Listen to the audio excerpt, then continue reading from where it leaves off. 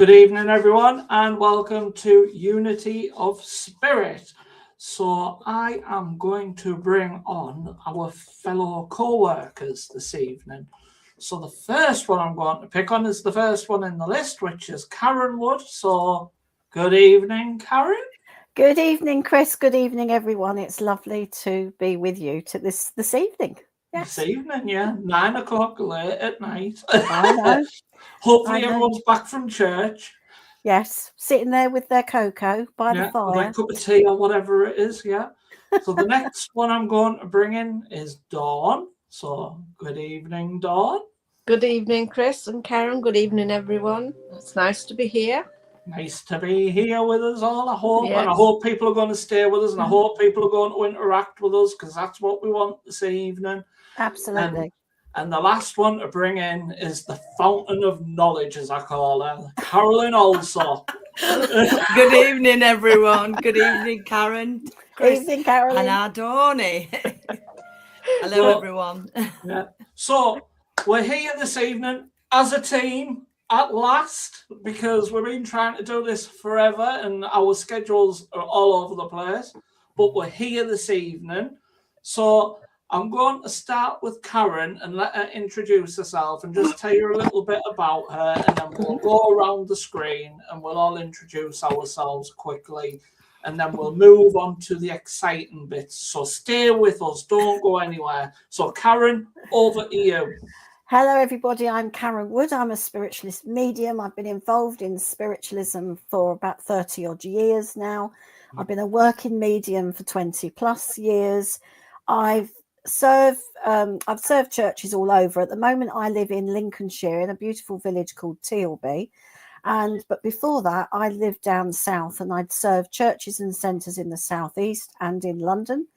Then I moved to Sussex, and I served churches in the Sussex area as well.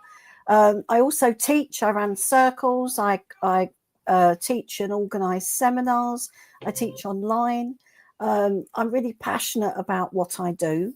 Love working with mediumship, demonstrating and teaching, and also doing private sittings as well. And it's my pleasure to be teamed up with this lovely crew of people. So that's sort of me in a nutshell. And then we'll go to the fountain of knowledge. We'll go to Carolyn. Good evening, everyone. Very similar to Karen, but I've been involved with spiritualism for nearly 40 years now. Working as a platform medium and healer. Also, my speciality is trance and physical mediumship. Love the traditional ways. We love a dark seance and just teaching. I'm very passionate about philosophy as well, which I feel is important. This little group that we've come together over the last few years, working on different things individually and collectively, is a new step forward for all of us. It's a next chapter for all of us. And we're looking forward to sharing our knowledge with the rest of you. And also, same as Karen, mentoring and seminar work and daily workshops as well are very important to us all. And we are traditional mediums, but we like to embrace the new as well. So we're open to suggestions. I'll hand you over to Dawn. Dawn, over to you. Oh, excuse me. I'm a healer, and I first trained as a healer in 1983 with the World Federation of Healing. You did 2 years mentorship with them. I'm also a Reiki master.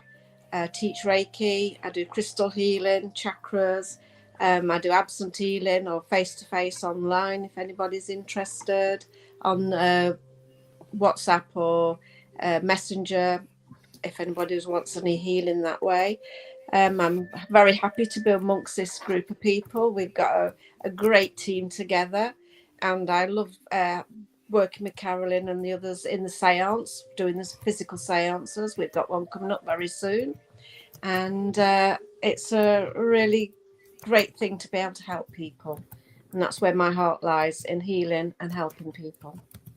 Thank you. You're welcome. Thank you very much for sharing this. So I'm Chris Archbold, as the screen says, obviously. I'm based in the northeast of England. I am a working medium, a tutor, and also going to try and dabble into physical mediumship with one of these lovely ladies to help and get to where I need to be. I've been a working medium for about 15 years now, but my passion is really about trying to connect people together and get where they want to be in their journey. And one of the things I'm very proud of at the moment is that I'm running a Spiritist church in Norton, which is in Stockton-on-Tees. And we've just reached out to the local community in the last week, and we're going to start offering some bereavement support, which I don't think other churches really support or give at the moment. So hopefully we're going to try and crack the area and help out those people who are not able to get that support from the places where they need it at the moment. So yeah, exciting times ahead, basically, for all of us. But working with this group of people here, I'm the youngest out of the lot, and them lot of the nutcases out of the lot. So, you know, I'm the same one, these lot of the nutters. I'm going to say. Don't believe a word of it. I love it. I love it. So, we've got an agenda this evening, everyone. So the first thing we are going to talk about, obviously, because it is next Saturday that it's happening, is TLB. So we have got the lovely Carolyn here, who is going to be sitting in physical trance and transfiguration seance. Now, I've been and collected the cabinet from the church today, so you'll be happy to know that's ready to go for next week. But Carolyn, do you just want to explain a little bit about what a seance is and what trance and transfiguration is for people who might not understand what it is? Well, basically, a seance is when we sit together with spirit and we have that conversation. The seance, as many people may or not know, goes way, way back in time, even to biblical times with Jesus. But the seance that we are talking about in this instance is in what we say a darkened room with a red light setting. And the reason for that is that to build the ectoplasm that creates the transfiguration, which alters the visible look of the medium's face, but need to point out that the energy that is raised throughout the evening creates enough energy to build the mask that is like transposing, obliterating the medium's face, but then you can see another face appear in front of the medium's face. It's not attached to the medium as such. It morphs the face and distorts it, as a lot of people think transfiguration is. What actually happens is an energy mask is formed in front of the medium's face, where the spirit world build the features. When we sit in this way, it was a more traditional way of sitting. And the red light stems back from when, in the old days, before we had electricity, and we used to sit in candlelight and fire. That's how a lot of the home circles started. And what we actually do in our seances, try to recreate that feeling of just being in the power with the spirit world. I suppose it gives it that atmosphere, and also it helps the sitters to put away what's going on in the outside world. And so we're concluding our own bubble of energy within the spirit world. The reason why we use a portable cabinet, and basically it's a 3-sided construction and with a blackout frame over it, is that they use the cabinet to contain the energy. Within the cabinet, it is possible if everything is right, the energy, the sitters, the medium, and the spirit team come together, they can bring forward within that seance orbs, lights, energy, streaks of energy. But everything in a physical seance should be seen with the naked eye. Obviously, it depends on people's development and how they are open to the spirit world.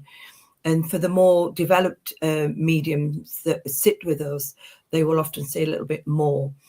But that is not to say even a novice should have some experience, because it's not just what's going on in the cabinet that counts, it's what's going on in the room.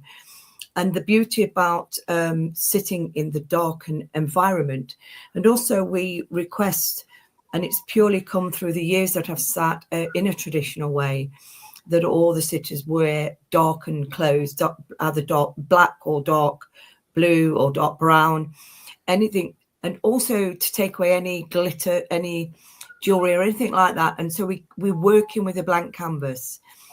We find that that way, what you're seeing is what you are seeing. It's not a trick of the light. It's not somebody's necklace or flashy earrings. And we believe that we give every opportunity to the spirit world then to show us what they can do with us.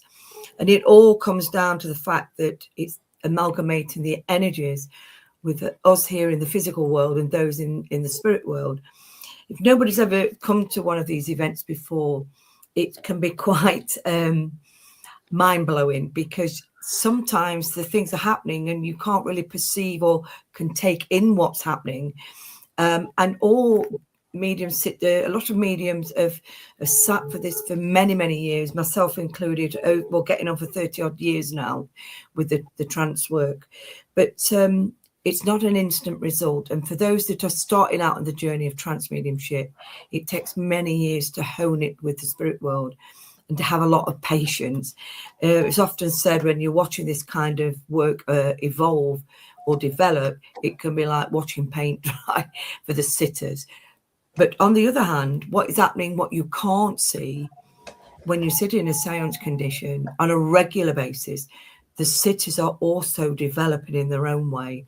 So for those mediums that are sitting with me, their development will be enhanced as well. So I feel it's something that is being given back to the sitters for the time and effort that they're putting in to develop me as a medium.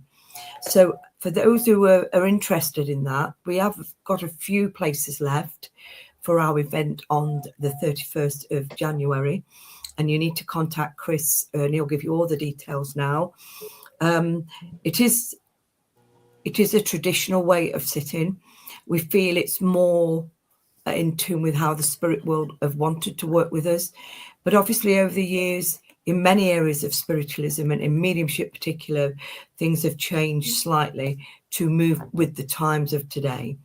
So I'm going to hand you back to Chris, and I hope that will give you a brief description of what takes place.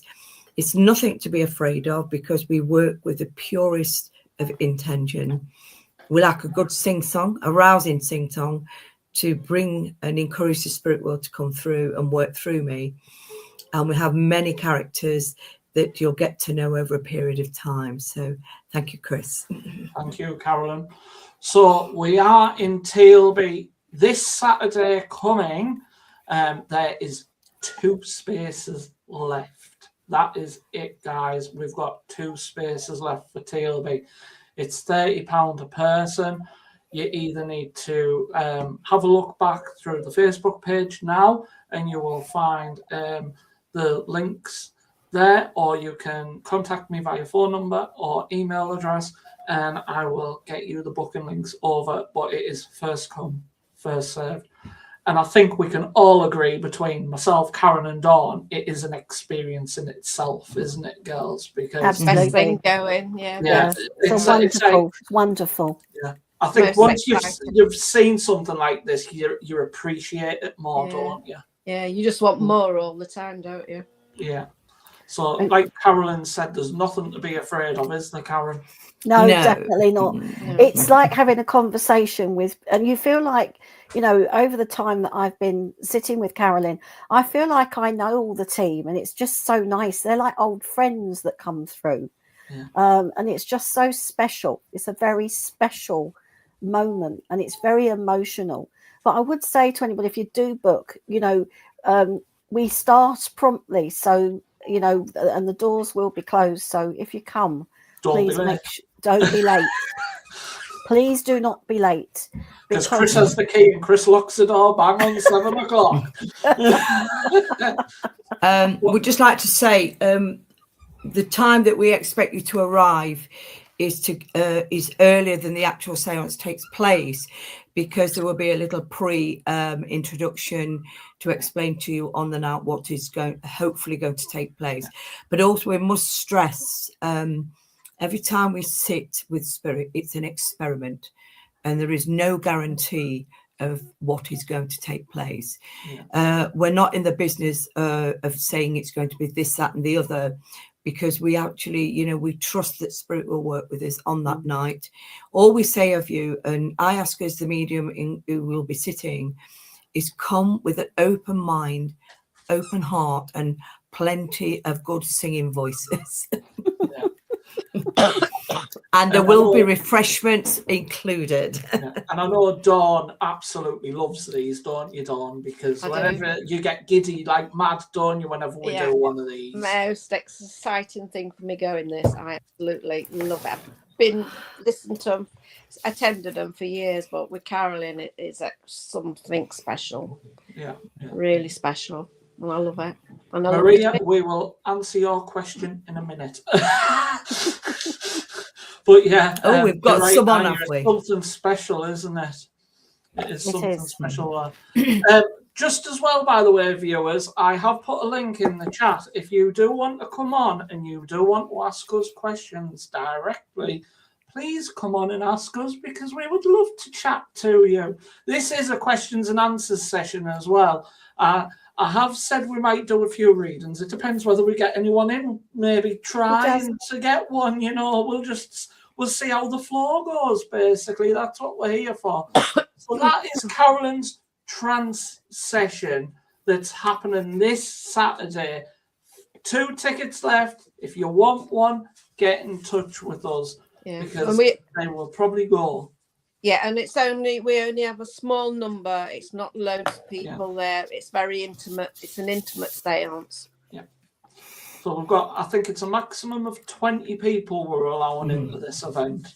So it's not a big number of people at all. So, but it will be a very enjoyable evening, and I know Carolyn's team will work the socks off to work with us. Well, they always do, and I think when we have a small number, it is intimate, and everybody gets to see and hear and be part of it.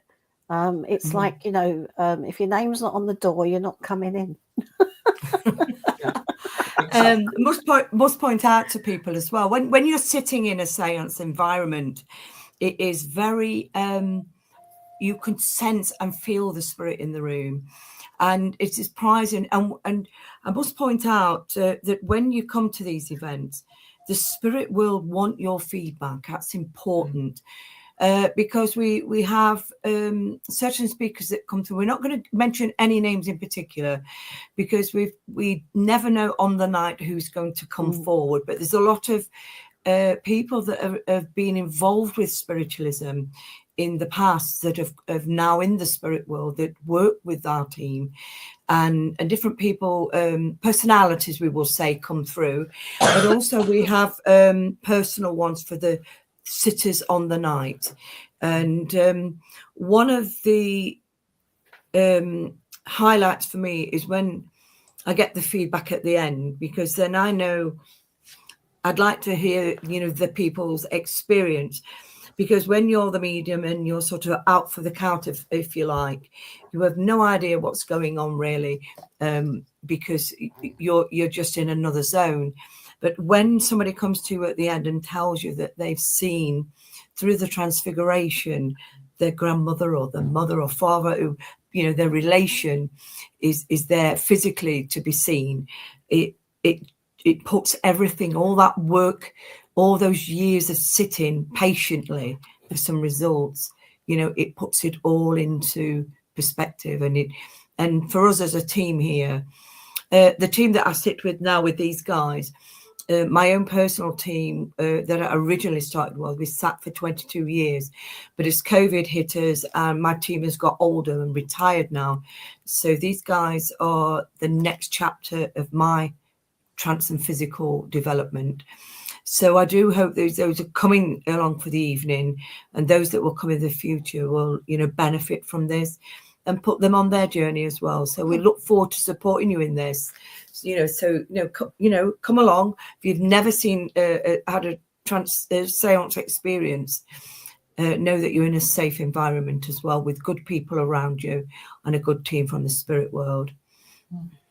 And let's put it this way, one of us might be very quiet in these boxes tonight, but they have a very wealth of knowledge, don't they, Dawn, when it comes to Thank you. Just in case you sit there quietly and think you're going to get away with it, you know. Listen, and Right, so I want to come on to the question. So we were going to cover this now, Maria. So Maria's question is, do you still have a development possibly on this track? On distance. Like on distance, I think she means. Distance, yeah.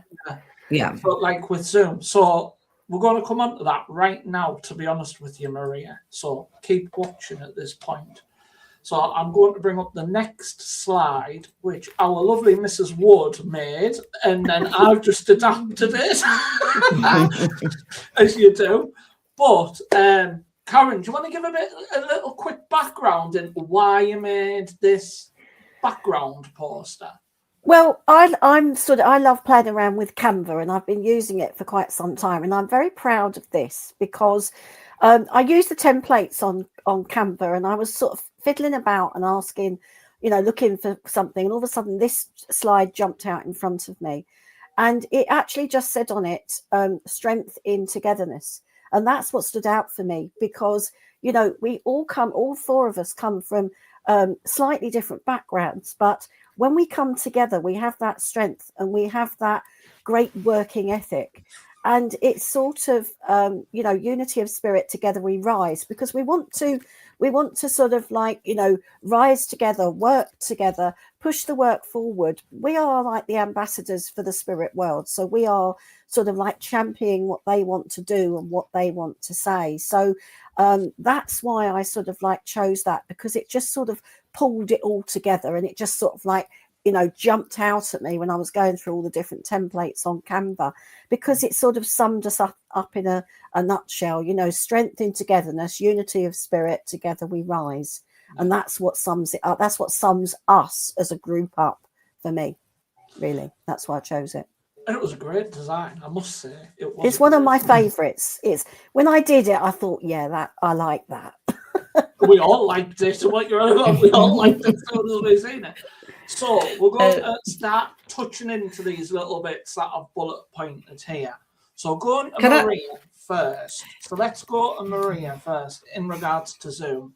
So we had a discussion about this the other night, didn't we, girls? About what Yes. we were going to do. And we have decided that we are going to start offering some Zoom open circles and possibly look at classes and things on Zoom. So we are not just going to be focused at being out on the field as such as in a place. We are looking at bringing it online as well, because between me and Karen, we both got Zoom accounts, so we can do things like that and get things going. So, and also I've already been teaching on Zoom for quite some time. So it's something that I already do. And I've done for years. And a lot of people say, oh, it's not the same on Zoom. It's slightly different, I agree. But what you have to do is you have to adapt.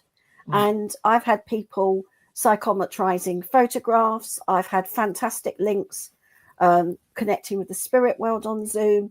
You can do PowerPoint presentations on Zoom to get your teachings across. So it's doable and it works. And there's a lot of people in the US and other countries that don't have the churches and the centres and that we have in the UK, and we don't realise how lucky we are to have the churches offering circles and workshops and events like they do. I mean, just in Chris's church alone, he's got a full calendar, as I know many churches in the UK have.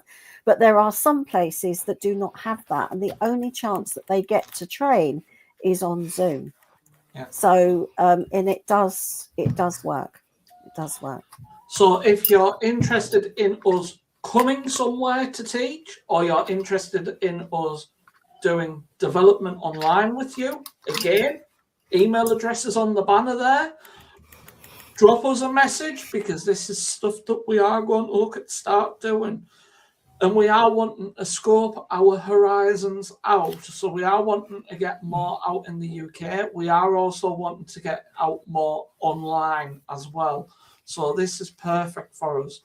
But one thing that we have to mention, especially when it comes to the teaching and the open circle side of things, this is where us as a collective of Unity of Spirit are doing things differently to what you see in a normal Zoom circle now, because we're wanting to bring back them ethics. We don't want to be bringing people in and teaching them bad habits.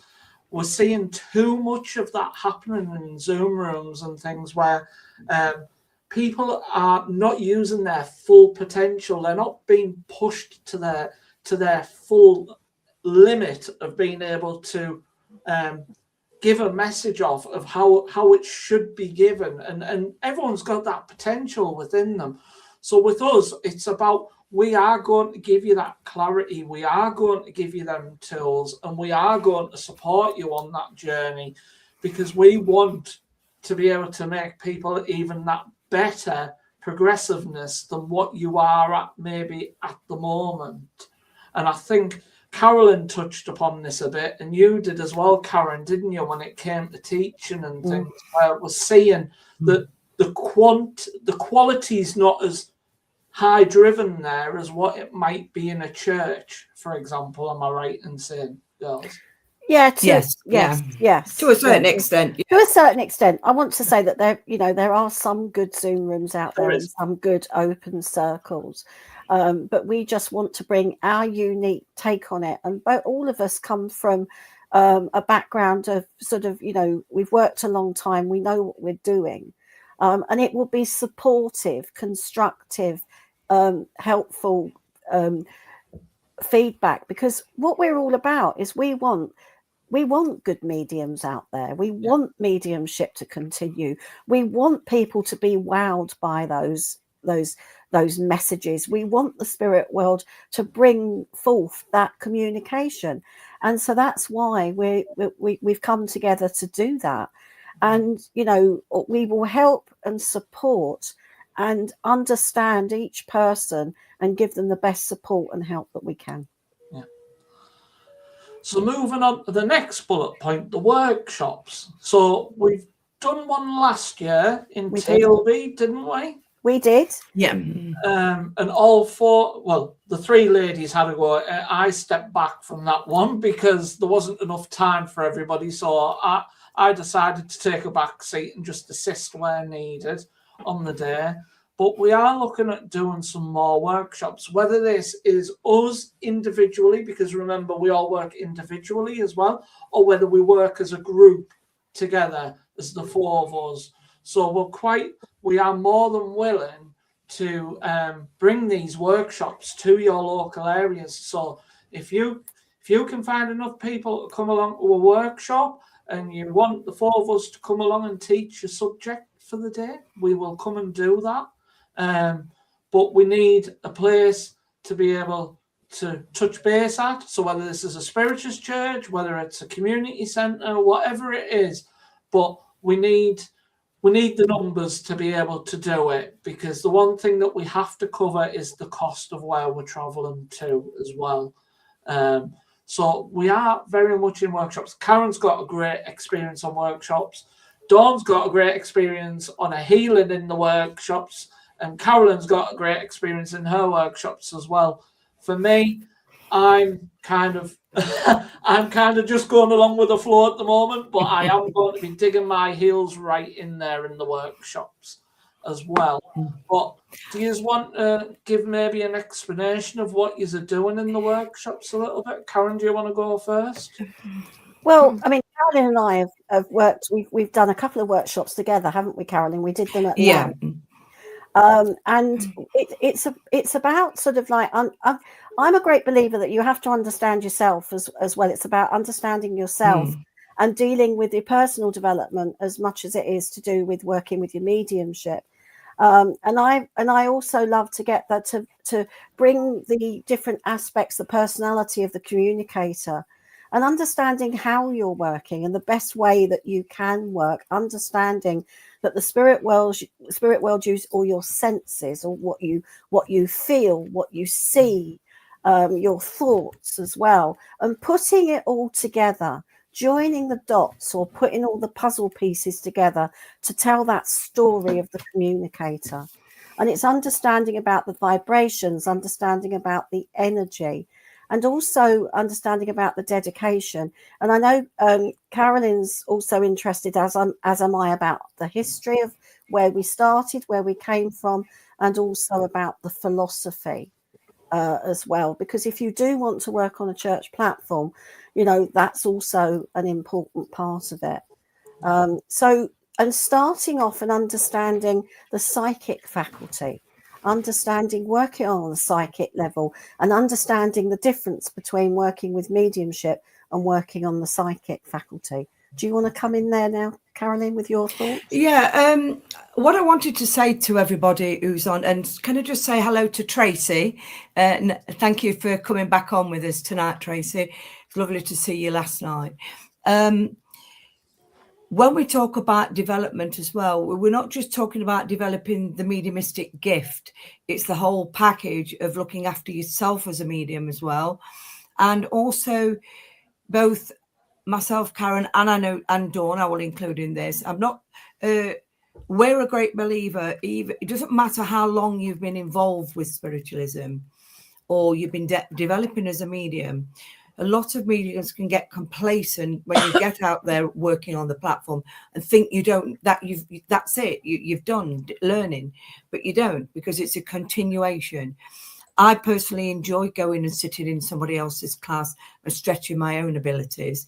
And I think it's up to us as an individual is to put in as much as we can to help ourselves grow as a spiritual being, and also that we can work within the ethics and truly understand what it means to deliver a message from spirit and be used as that channel. Because what we have observed just recently, there's a lot of what we would say, there's a lot missing sometimes in messages, which is later on as we're coming in to the topic that we're discussing tonight, is and there has been, because of the situation in the world, and obviously now we've got this technology that we're using, and Zoom and all the other forms, mediumship is going into a new dimension. So I think for those people as well, what we're trying to bring to you, especially if you're in rural areas, you haven't got a local centre to visit, where but you can find us a venue, we can come along and we can put something and we can make it bespoke to your needs, what it is that you are requiring. Although we will have set, you know, we can offer certain things, sometimes we might come across something that there's a certain area of development that people are struggling with. And that's what we want to try and help you with. Between the four of us, I think we've got enough knowledge to help you on your journey. And also I want to point out to people that myself and Karen are both CSNU holders and qualified healers. And Dawn as well, as she's told us, she's a Reiki master. And Chris, as a president, has taken on training as well. And we feel, although we believe firmly that it's not always a certificate that proves who you are, you know, it's the work that goes into to get to those standards.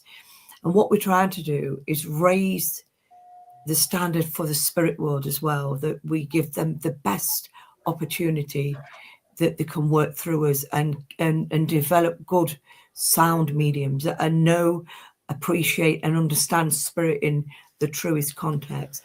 And therefore we can deliver to the public, especially those that are grieving and those that are needing that step up to move forward in their lives. Because we know that grief, although it's through the physical death, it is also grief in a lot of other situations. as you know, life is difficult at times, and we've all experienced that, every one of us. And certainly I know, as I speak for myself, and I know Karen and Dawn, and I know Chris himself, last year was a very difficult year for people. And we're hoping 2026 will be the start of a new step on a new ladder of learning. And we hope with all our hearts to bring you the best possible teaching that we can, with kindness, respect and understanding. And we'd love to see you all come along on your journey, and it would make us very proud to be part of your development. And I think as well, just to mention for the lovely Dawn, she does lovely energy work as well when she does the workshops. Because didn't you do some crystals and something last time, Dawn? Pendulum. We did pendulum with some crystals and stuff. Yeah. So we can't forget about our lovely Dawn as well, doing her little bits in the workshop as well. Because people really enjoyed that, to be honest. And you even set them a prize challenge at the end, didn't you? Where they could win something if they found it, which was good.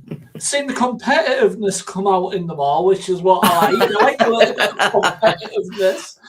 We do like to have a bit of fun, don't we, Dawn? We do. We don't like being miserable. We like to have fun, 100%. And especially if you get me in the room with these three, that's it. I just have them going because they just laugh their heads off at me when I start. Yeah. But hey ho. And we've got Tracy, who's joined us tonight. She's been on one of our workshops in Louth a year or so ago, and she can tell you herself how she enjoyed it, and it was lovely to see her, and to see people outside the Zoom box as well. That was good. Yeah. Well, it is nice to see people. It's like we've all got legs when we're off Zoom. It is. We've got Jack bringing toys. Can I just also add here something that we forgot to mention is that Dawn is such a creative lady, and she makes some beautiful jewelry which she brings along to our events, and every piece is she sits and she sends healing to it, and she sits with her beautiful healing energy and all the love and the healing she puts into those creative pieces. And the reason why I'm singing her praises is because every time I see the box of jewelry come out, it's just my bank. You can feel my bank card creaking because I absolutely love her pieces, and she's made me something special which I'm really looking forward to wearing. I had some beads that belong to my mum, and she's redone them for me into a necklace, bracelet and earrings, and she sent me a picture, and I was really quite pleased and chuffed that I'm going to be able to wear those beautiful beads that belong to my mum. So thank you, Dawn. You're welcome.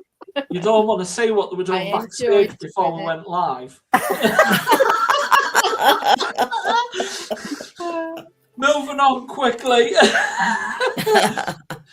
So retreats, again, this is something else that we're looking at doing. We are looking for venues for retreats. So if you know of a venue that we could possibly use for retreats, it has to have accommodation on site. It has to have the capabilities of food and drink. And when I say drink, I mean in regards to tea and coffee, not spirit with spirit. So what you do on an evening after the courses are finished is entirely up to you. But while the course is on, we're talking tea and coffee and biscuits and normal grub. But yeah, so we're looking for places for retreats. So if you know somewhere that can offer us a retreat or somewhere like that, get in touch with us. Let us know, because we can come and scope it out. We can look at it, see if it's viable for us. And if it is, we will probably use it. So, yeah. Open circles, we've already covered that one. Events around the UK, we've already covered that, to say that we are willing to travel around the UK. We are in Scotland in October. We were meant to be in Norwich in November, weren't we? I think, but that's been March, but that's getting moved now, isn't it? Yes. So, yes. So we're just sorting that out on the weekend. So we will be going back to Norwich at some point. So lovely people, if you're in Norwich, get in touch with us again, because we can do more events while we're down there if you want us. Trans and Transfiguration, we covered that with Carolyn's poster.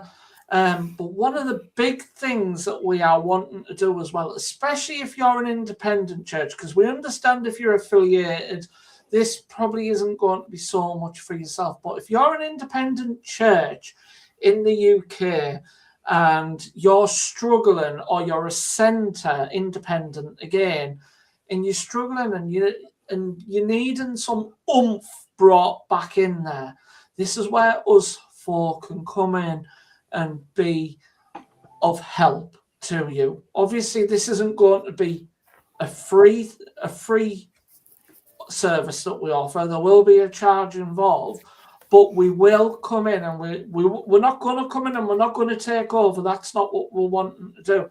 We'll come in, we'll give you the support you need, we'll give you the tools that you need, we'll give you the guidance that you need, and then we'll let you go on your way and find your way from there. And it's something that we've spoken about, really, isn't it, girls, in the past? That we do want to help places like this. So if you do feel that you're in need of some help as well, again, get in touch with us, because we're not there to come in and take over. That's not what we're about, because we're all over the country, so we can't be there. But we are there to help you. That's the aim of what Unity of Spirit was brought together for as well. We want to help people. Does anyone else want to add anything else onto that topic? Well, also, if you think about it, Chris, you're one of, as well as working with your mediumship and everything, one of your fantastic skills is your technology knowledge, and also all the skills that you have with running a church. Yeah. And that can be invaluable to centres and churches independently. Yeah. They might just want some ideas, or they just might want some, some guidance, a sounding board. And of course, you've got that because, you run Norton. Yeah. So it's not just about, doing a fundraiser or something like that. No. It could be actual just sitting down and giving them some structure as to how to run the church as well. Yeah, you see, it's very difficult running a centre, and people don't realise this when they're doing it, and especially if you're independent as well, like my church is. It's hard because you don't have someone behind you backing you along the way. You've got to make them mistakes and learn from them yourself, and we all make mistakes along the way, but you learn from it, and it's about being able to progress you further forward with things. And that's one thing I'm very passionate about with Norton. I want it to move forward with the times. I don't want it to stay stalemate where it's at. So if you are wanting help, it is something we can help you with, and get in touch with us, because we are more than willing to help, as I say. So that is our little topics that we've covered. So one thing we do offer, we do events together, like mediums rallies. Yes. So we are available for hire. Yes. As they say. Oh, you heard that one, Mrs. Allsop? Yeah, did you like that one? And so so if you do want a special evening, we can come along, and myself, Karen and Chris will do the mediumship, and Dawn will sell her wares. And Dawn is a great assistant with the microphone as well. Oh yes. She is a great assistant. She's our technical aid. Yes, she's our girl Friday. And of course, the healing as well. If anybody wants. Yes, healing. we're all qualified healers as well, so that's available. So just have a think about what you'd like, and let us know where we can come to, and we'll get something sorted for you for this year coming. So we'd love to hear from you. Yeah, we want some community centres. That's what we want. We want some community centres with a decent hall in it, where we can get people to come along and there's an interest for it in the area. That's what we need. We need people to be interested in the area, to be able to come along and hold these events for you. Because like I said to you, if we haven't got the numbers, it's not worth us coming. We do need a certain amount of numbers to be able to put an event on for you. So we have to be realistic about it as well, because we are traveling from different parts of the country, and it depends where we're going as well. Good evening. I am looking forward to Scotland, I tell you. I am. Can we just say good evening to Diane? Thank you for and we've joining us, also Di, got and Patrick Patrick. Patrick. Hello, Evening, Patrick. Patrick. Yeah, he comes on So- to SPTV, Chris, as Yeah. well. So So Yeah. here is your debate topic. Are Mhm. you ready for this one? This is where we shoot ourselves in the foot here. You ready? yep. Yes, Is we're ready. mediumship relevant in today's society? People who are listening and watching, tap away in the chat. Hello, Also, Amanda. as well, evening, Amanda. If you want to come online and ask us questions, there's a link in the comments as well. So you're welcome to come into the studio and we'll bring you in. So, Karen, is mediumship relevant in today's society? Did you say Karen or Carolyn? Karen. I don't know what I said. I noticed you never mentioned Dawn. All right. Oh, ask Dawn as well, don't worry.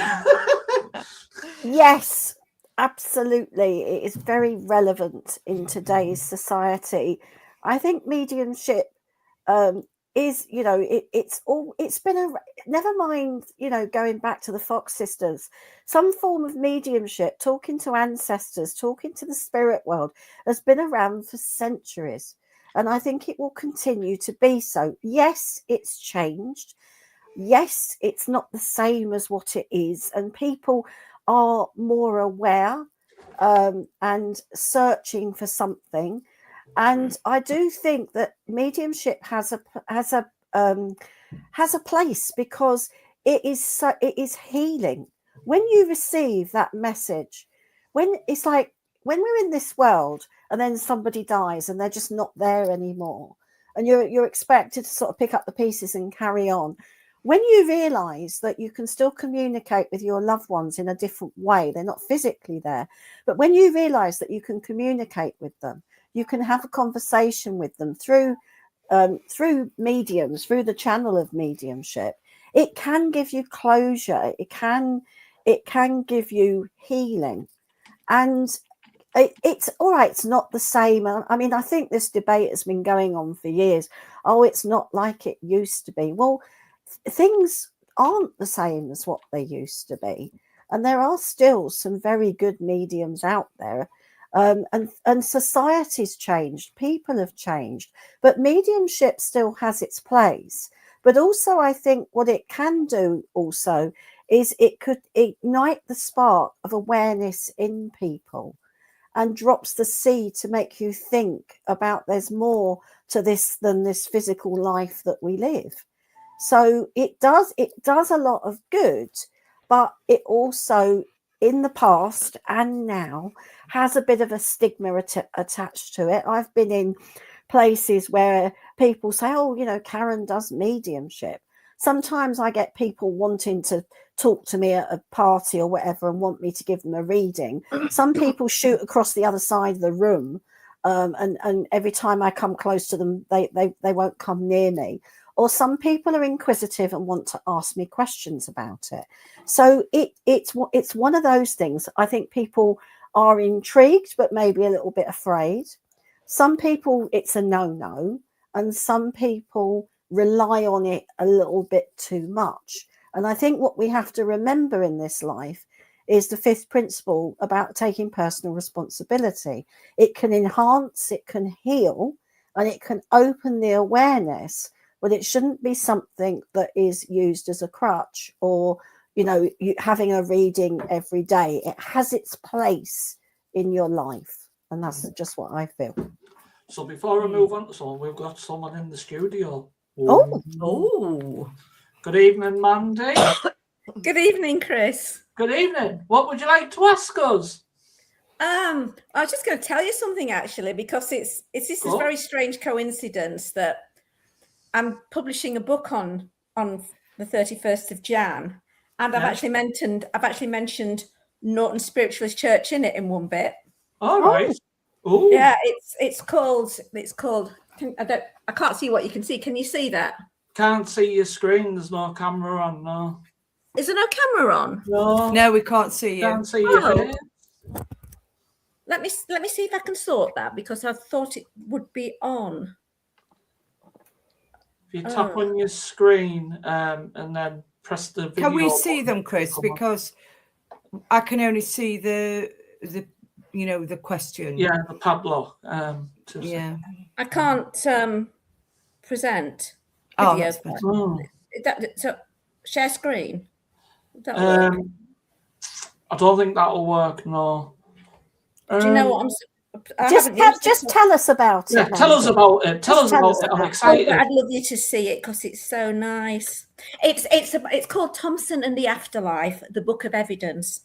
I Right. lost my son just over 4.5 years ago to cancer, bile duct cancer, and he was only 24.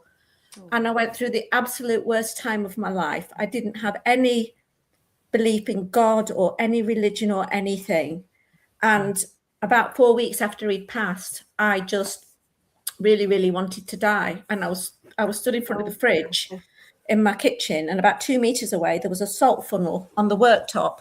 And all of a sudden, the salt funnel started to go up and down. And then it went right over to one side. And I'm like, because before he died, I'd said to him, "You will let me know if there's an afterlife, won't you?" And he said, "Yes, Mum." But he didn't believe it. None of us did, you know. He was just a young lad. And then he'd let me know there was an afterlife. So I shouted his dad. And his dad comes running in and he said, "What's up?" And I told him. And he said, "Well, that couldn't have happened." He said, You're hyperventilating and it's made you hallucinate." And then he started telling me about Newton's laws of motion. I love it. I love it when people say this. Yeah, I love it. It's absolutely comical. You're hyperventilating. No, Yeah. no. So I said to him, "I'm upset." I said, "I'm not nuts." Yeah. And so so then that evening, I wouldn't stop talking about it, and Andy wouldn't listen because from his perspective, his wife had just gone, Looney Tunes. He'd lost his son, and now his wife was having a psychotic episode. So I said to Thompson, because I knew by now that he could read my thoughts, because he reacted when I was right at rock bottom. That was when he moved the salt funnel. So it was obvious he could read my mind. So I said to him, "You have to do something for your dad, otherwise we're going to fall out."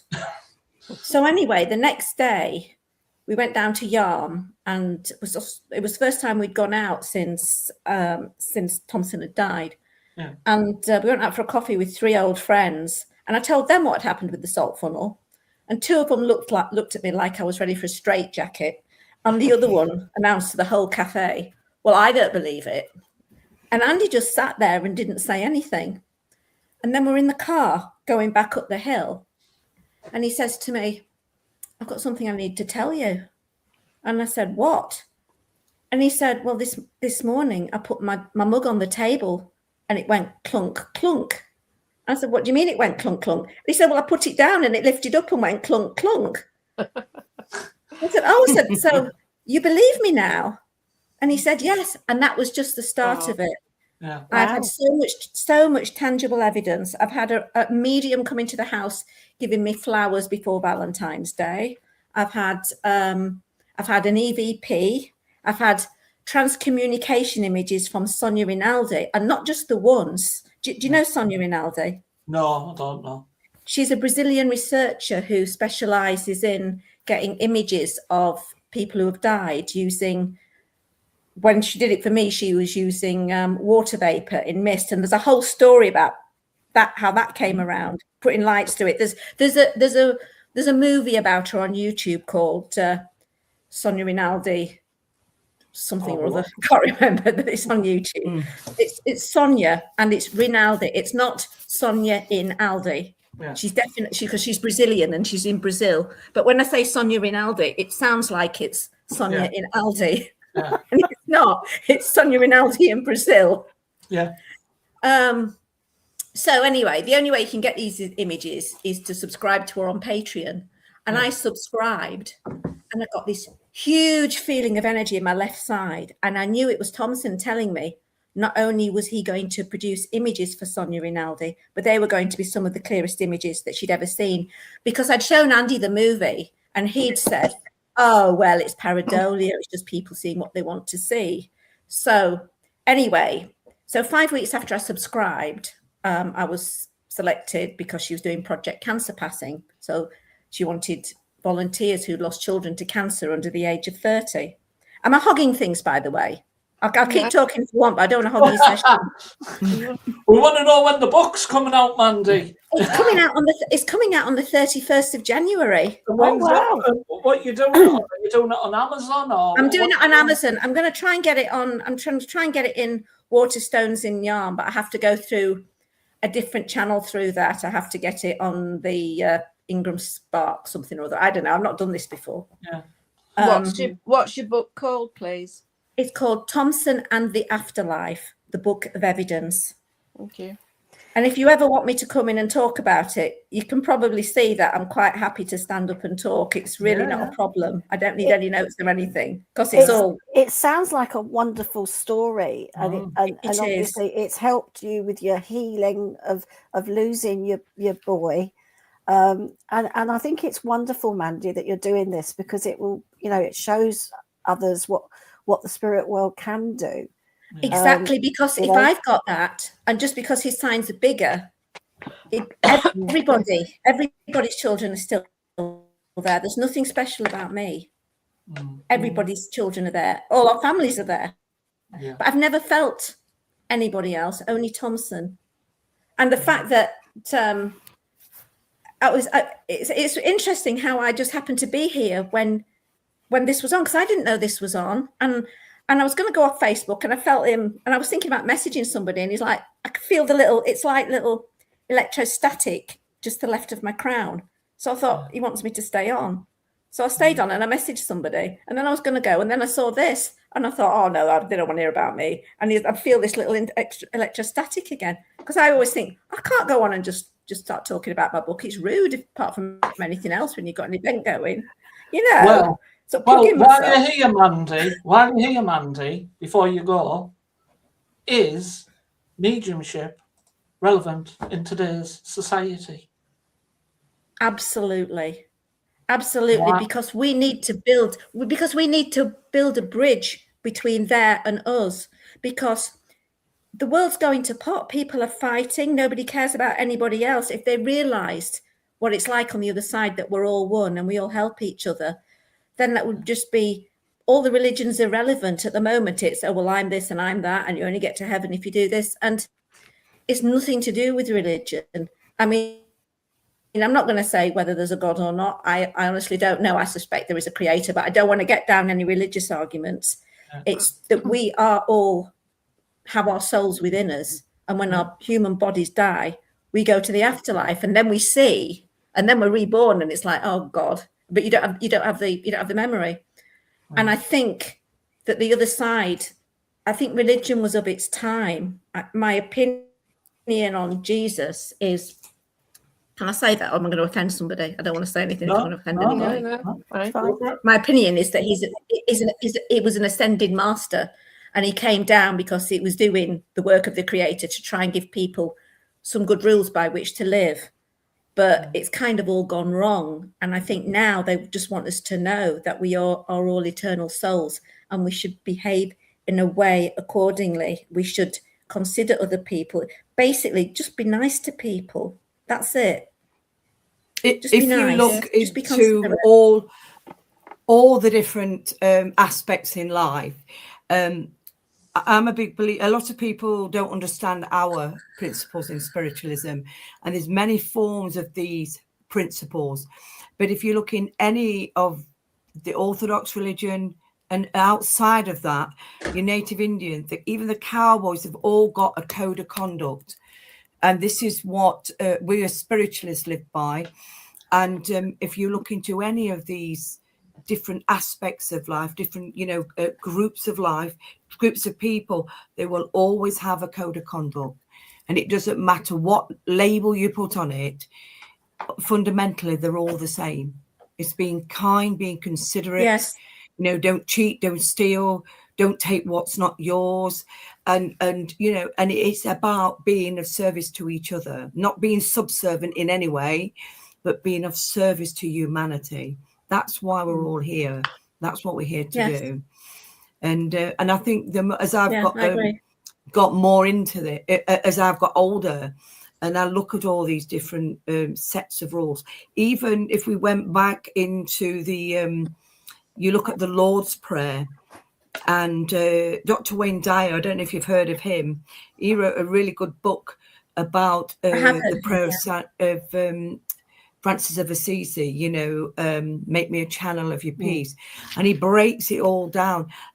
Rudolf Steiner, he wrote a complete book about the Lord's Prayer, and he broke it down. And again, and you see throughout history, all this, the same message is repeated and repeated. Maybe the wording slightly different, but it all comes down to the same: personal responsibility, how we treat each other. You know, that we're not here just to take, we're here to give as well. And that's what unity of spirit's about. You know, we've all got qualities, we've all got our own individual qualities, but collectively we can, we're more of a force, if you like, to help. And between the four of us, you know, our aim is to get out and reach and make a new bridge for people to work through, because a lot are disillusioned with what's around. There's a lot of people, you know, coming and being more aware of spirit.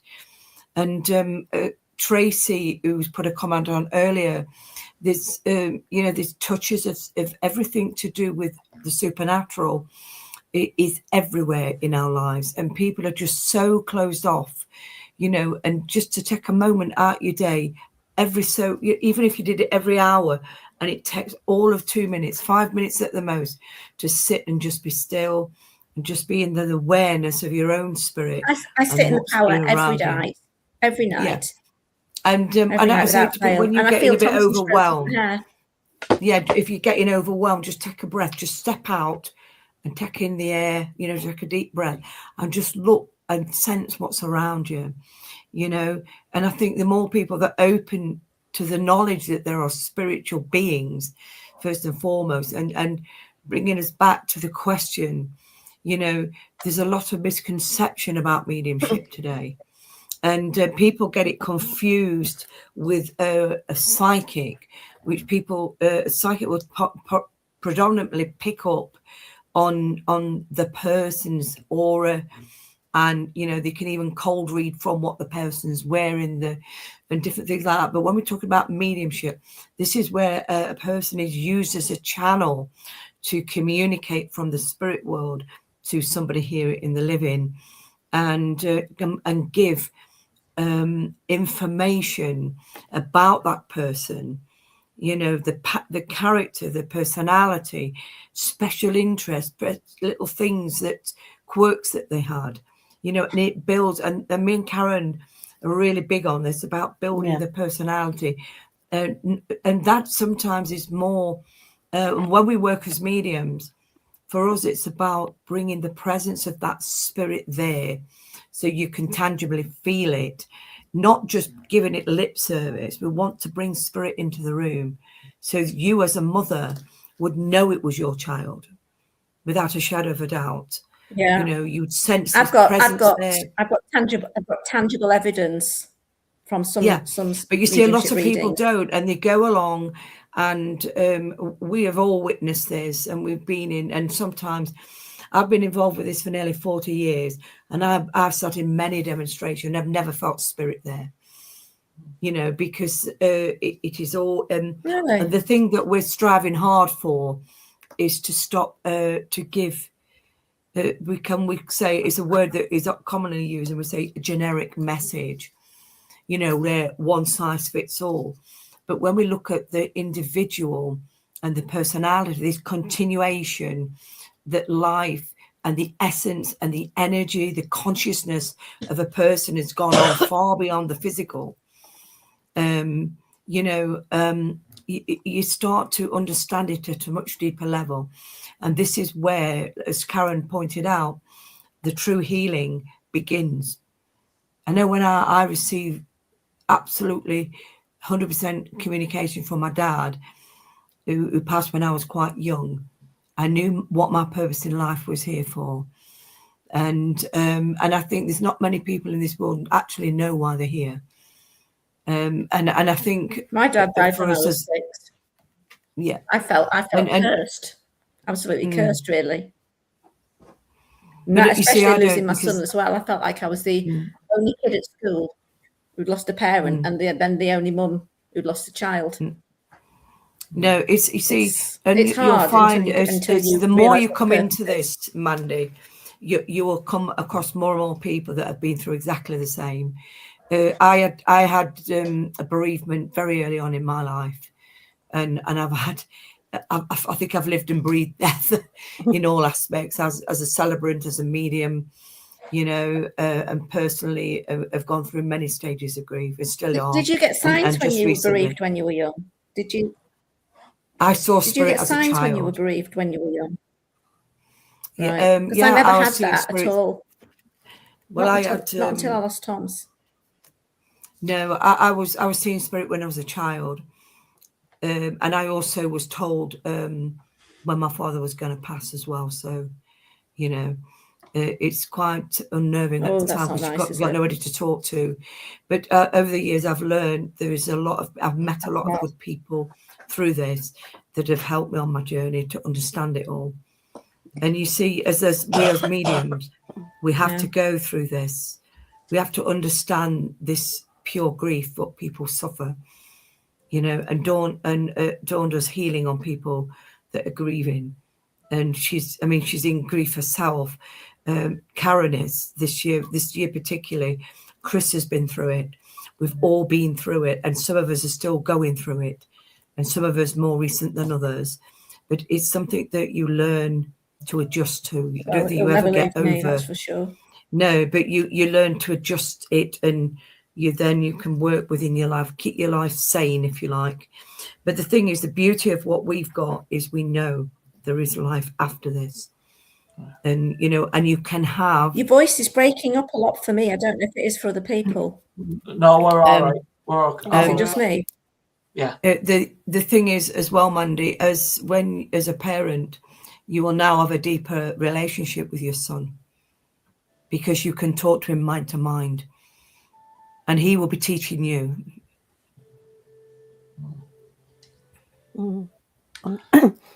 It is. I mean, it is hard when you lose somebody that's very close, and everybody's grief is different. We can understand. We can't say I know what you're going through, because everybody goes through it differently. Some people, you know, some people don't want to accept it. Some people try to carry on and just keep going because that's what the person in the spirit world would want them to do. Some people don't talk about it. They shut that grief away, which is the worst thing that you can do.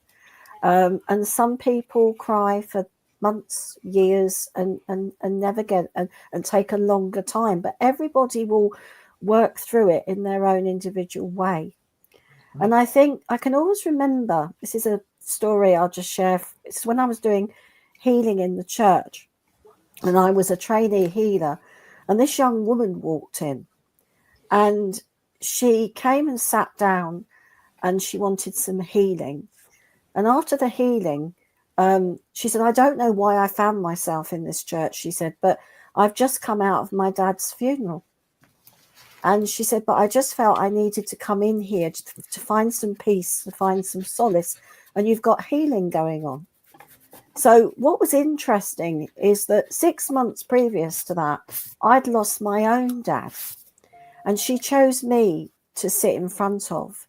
And even though my grief was different to hers, the common ground was that we both lost a father. So I sat with her and I listened and I gave her healing. And from that day to this, I don't think she ever walked back in that church. But that moment that's what she needed. She needed that healing. She needed to sit in front of somebody that sort of had been through the loss of a father, and that could listen to what she was going through. And sometimes those moments happen. Sometimes when you walk into a spiritualist church or where you receive a message, it can transform your life forever, or it can get you over that particular hurdle in your life. And maybe that healing helped her. I'll never know from that day to this. But I've never forgot that conversation about two grieving daughters, you know, just sitting there talking about and talking and listening and just sharing that moment, and also receiving healing, that she received the healing that she needed from the spirit world. So spirit do work in very mysterious ways, but they do help and they do try to heal the people that are grieving. Angela has come on. Good I'm going to evening, do that in a minute, Angel. Carolyn. I'm going to do Oh, it are in a you doing it? Because I'll do it I in a thought minute. it was very much the Angel will question. come to you in a minute. Angel, sorry, not Angela. Dawn, is mediumship relevant? Yes, to me it is, because I've witnessed many a time when somebody's lost someone that they love a lot, and you just basically before your eyes have just gone into within themselves from being a vivacious person and open to being a shell of their old self and struggling to cope with life, basically. One particular instance that stands out in my mind, a young woman, well, a youngish woman, had lost her 18-year-old daughter in a car accident, head-on accident, killed her outright. And she was just a total shell. There's nothing, you know, there's like no light on or anything. And I said to her one day, I knew there was a good medium on at this local spiritual place. I says, why don't you pop along and see this person, go in the congregation and see, you might be lucky, your daughter might come forward and speak through this medium to you, etc. I said, if you don't want to go on your own, I'll meet you there, you know. And I was saying to Spirit all the time, please, Spirit, try and bring Mandy through to her mother so that she can move forward, because she would have just died herself. Anyway, thank God that night her daughter came through, and when she went out that church place, she was like skipping up the road, basically. The light had come on, she was alive. So that is the difference it makes when you get that true communication that your loved one is still there, just a breath away, and they're still there for you, and the bond has never gone. And it means so much. And to me, it's still it is hard very though. I mean, bad. I know he's there. I know he's there, but I still miss him because he's Of course you do. got You will. grandchildren. He's not here. Can't do all the things that we were going to do. So I know that he's there, but it's kind of like he's in Australia, but there's no planes. But also, you will be able to share in the things that he isn't doing with you now. He'll be able to continue and share in the things that you do in the future with your family. He will still be part of it. He'll be there with you, and he'll let you know. I think he's working with me. Yeah, I think we're working together. He will let you know for sure that he's there with you doing stuff, without a shadow of a doubt. He's there for you. So I'm going to answer this question now. Don't know why you want to know the answer to this one, but I'm going to say 100%. And the reason I say that is, one, obviously because I'm a working medium, and it'd be wrong of me to say no, because I'd be shooting myself in the foot if I said no. But as well is one thing that comes to mind is last weekend our medium cancelled at church, and Muggins me had to get up on the rostrum and do the service, didn't I? So I was like, oh, for goodness sake, I'm meant to be having a year off, man, not doing blooming services. So the thing that really stuck in my mind in regards to this question is last week, as I was saying at the beginning of the live, we announced that we're going to be doing a bereavement cafe starting February in the church. But while I was stood outside after the service, because I like to go outside and get a bit of fresh air and just, you know, bring myself back down to earth, and one of the ladies that was in the congregation come up to me afterwards and she went, you won't believe this. She said, but you've just brought my husband through, who died 3 weeks ago in bed beside me.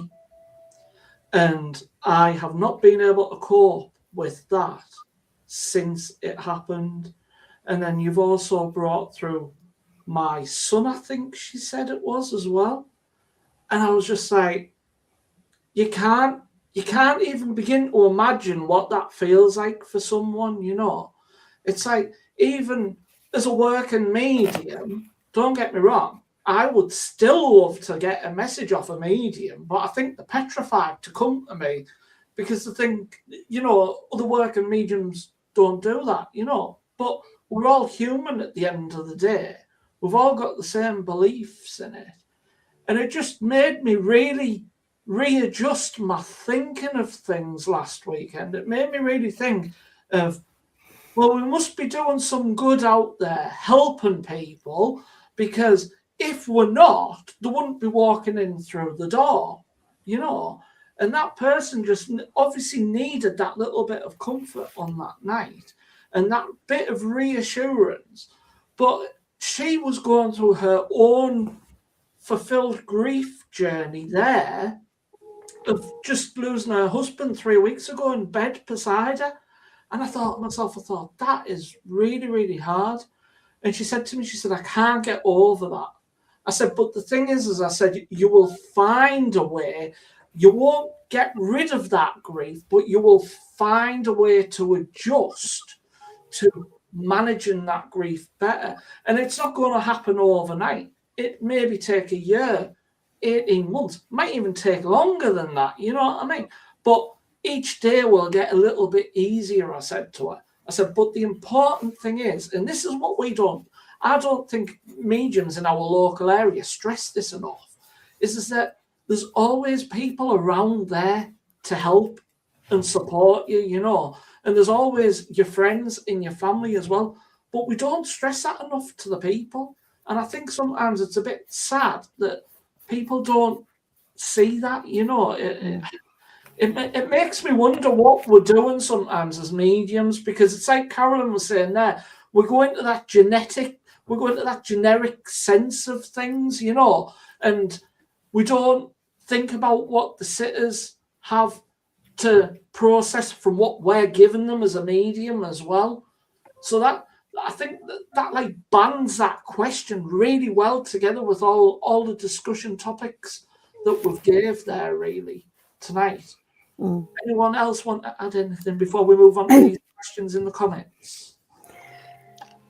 I just think, go on, Dawn, you go. Well, the only thing I was going to say is sometimes when somebody's lost a loved one and they're passed on, from the other person's point of view, they're afraid to approach them because they don't know what to say. But from my experiences, I've always spoke about the person that's passed on because it helps. It releases, doesn't it? It releases. Yes. It helps. I think what you're doing with the bereavement cafe is really helpful, and I do know a couple of churches that down south, I think, that do it because it brings people together. And yes, they'll go to a service, but they're watching the service. They're not interacting so much with the people.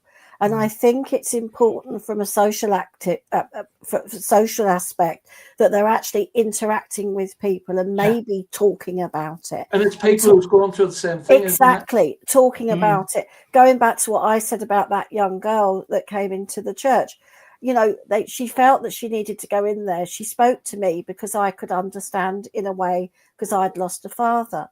But it's no good me talking to somebody about losing a child because I can't relate to that. I can talk about grief, but and losing somebody, but not losing a child because it's never happened to me.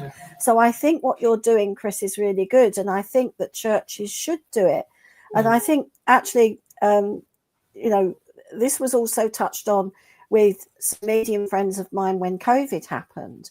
About having a place for people to come when they do lose people, because it is important, you know, and and they would also look forward, not just to going to the services that you have in the church, but also going for a cup of tea and a sit down and a chat. And even if they just talk about, well, it's been a bit of a tough week this week because it was an anniversary or because it was this or because it was that, and they can share ideas how maybe they can cope with things like that happen. So I think that's brilliant what you're doing there. So well done. That's and I think, Karen, that is, you know, look at the way that the churches have changed in recent times, where round here they're doing a lot of this they have this friendship hour before, but then there's nothing at the end of the service. But sometimes when a person receives a message, especially like in the early stages of grief, they're still very raw, they're not unsure, they don't know really, can't take in everything that's been given to them, they're trying to unravel it. And I think, you know, after the after service, the social after the service is very important. Yeah. And because they're cutting this off, a lot of churches will have it before because they just want to get away and home, which, you know, I understand. But the problem is each of those people and these committees, they've already been in that position themselves when they first came into the church. And I'm thinking to myself, there's something missing. And then they'll say to the medium, oh, would you like a cuppa? And then you look round and everybody's like dispersed. So you feel bad that you're keeping them behind. But then you get that somebody will come up to you and want to discuss their message. Yeah. So to me, it's leaving something in abeyance there that I think the churches are going to shoot themselves in the foot for doing it. Yeah, sometimes you either got to have something hanging. They're left hanging, aren't they? Because they don't. I mean, what's happened as well is I remember going into the church in the beginning, there was always that peaceful time, that quiet music playing in, and you went into the church, you sat. And to me, though, that time was very precious, because when you've had a bad day, and you know, especially like with Dawn, such as Dawn, and in my own family, where you're looking after somebody that is, you know, an elderly parent or something, or you may have a child that's special needs and difficult, to go in and have that peace before the service starts is just as important as having the cup of tea after. And now we seem to they've gone in with this attitude, it's all about the marketplace, you know, let's have all this it raises no, it doesn't always, not when we have it afterwards. There's a time and place for everything. And I think that's what we're missing out on as well today, because, and this, it goes back to the question, but the next question should be, is what defines mediumship? Well, we'll do that next time, don't you worry. Yes, because if you go back onto the comment before Traces. I'm going to. How long after someone has passed would it take for them to be present at a psychic night? I guess you mean a psychic night or a church there. And how would they know you?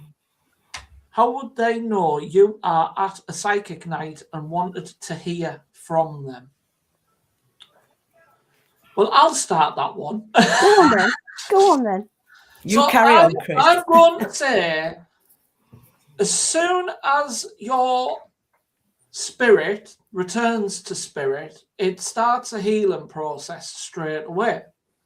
But to me, that does not mean that spirit cannot come back and visit us. And I can give you a prime example of this. My grandma died on a Monday, and we buried her the following Monday. And I went into the church for the first time in my life after we'd done that. So it was the following Sunday I went into the church. So you're talking 2 weeks maximum. And I was sat on the front row in the church for the first time ever, and I got my evidence from my grandmother that night, sat in the church from the medium. And my chin hit the floor faster than it could, because I got told something that no one else could have known at that point. Now, in regards to them, if they were a believer or a non-believer, I don't think that really matters. And I've heard from spirit myself say it so many times to people that they weren't a follower in this movement. They didn't believe in spiritualism. They thought it was all a joke. And then they come through and they go, oh my goodness, I'm talking to my loved one through a medium here. And you're thinking in your head, you're going, I'm going mad giving this message off here to someone in the congregation and the audience. I'm going absolutely loopy. But they adjust to it. They know. They know when the time is right for you to receive that message from your loved one. Karen, do you want to move on from that one? Do you know the way I look at it? It's like when we go on any journey, what do? When we used to go on holiday or when we go on a journey, we always used to send a postcard or a phone call. Now it's a text message. Arrived safely, had a safe journey. And that's the way I look at it with the spirit world. They will come back as soon as they are able. I've been in church services where they'd only just found out that somebody has passed, and they was communicating within that church that night, or even within an hour. I've heard of stories where people have seen spirit at the end of the bed, and my friend's dad told me this story that he saw a neighbour at the end of the bed when he was a little boy, and she said to him, "Tell your mother I'm fine." So he went in and said to his mother, "I saw Mrs. So-and-so from down the road, and she just wants to let you know that she's fine and all is well." And she thought he was going mad until she found out later that day that that lady, Mrs. So-and-so from down the road, had passed over to the spirit world. So it's like they want to make sure, arrive safely and all is well. So it can be instantly, in my experience. Instantly. And that is true, Karen, because that's happened many, many times. I once gave a demonstration.